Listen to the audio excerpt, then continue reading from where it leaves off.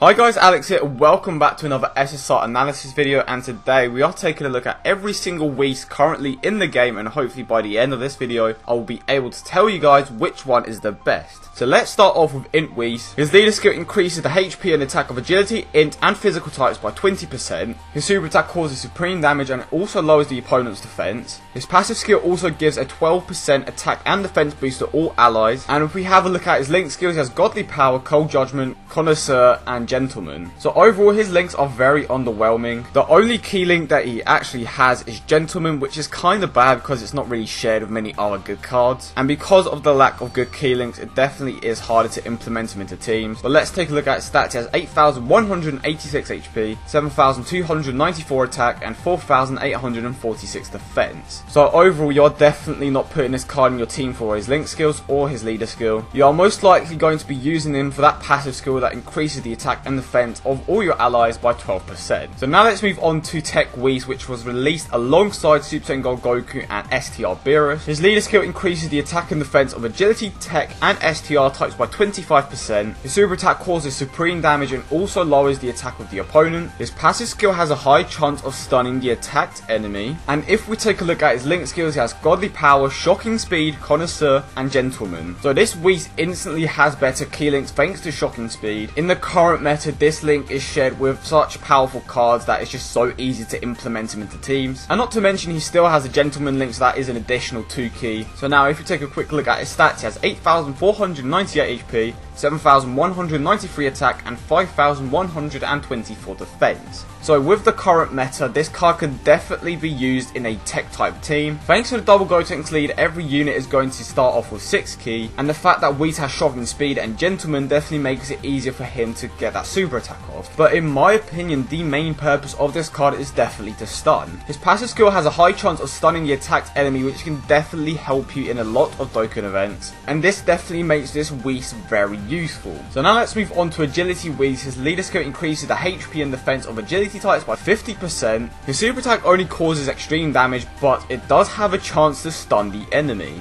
His passive skill recovers all HP only once when HP is 30% or below. And if we have a look at his link skills, he has godly power, shocking speed, connoisseur, gentleman and brainiacs. And if we take a look at his stats, he has 8,742 HP, 6,756 attack and 3,558 defense. So as you guys can probably tell, this card is made to support AGL type units. He definitely shines in a double Vegito team thanks to his ability to recover all HP, the chance of stunning an enemy when he does his super attack, and let's not forget that he also has the shocking speed link, which definitely helps him link up with some of the best agility type cards. So overall definitely a very solid unit. He isn't going to hit as hard as the previous 2 Whis, but he is definitely going to be a great supportive unit. So now let's move on to the conclusion of this SSR analysis video, and in third place comes the INT type Whis. And before I get to it, I just want to thank D3 for making a very good point. I'll leave his channel down below in the description, and because of how old this card actually is, the shocking speed link was very rare at the time, which definitely does put him at a bit of a disadvantage when you compare him to the other 2. However, if this Whis ever gets a rebirth, he will definitely be able to be implemented into certain teams because they will most likely give him that shocking speed link, and because of his good passive skill, he will definitely be able to provide a good attack and defense boost to all your allies. So deciding who was going to come in second place was a bit of a challenge, but in the end, the tech type Whis comes in second, which obviously means that the agility type Whis comes first. The reason why agility Whis comes first is because even though it is a low chance, he does have the ability to stun. His passive skill also recovers all of your health, which can definitely be useful, especially if you are taking on those longer Dokkan events. And not to mention, despite both Whis having shocking speed, it is definitely easier to implement the agility Whis into an agility type team because more characters share that link. So before I make my other points, what you guys are seeing right now is every single character with the shocking speed link. So if we take a look at all the top tier units with the shocking speed link, you obviously have Beerus,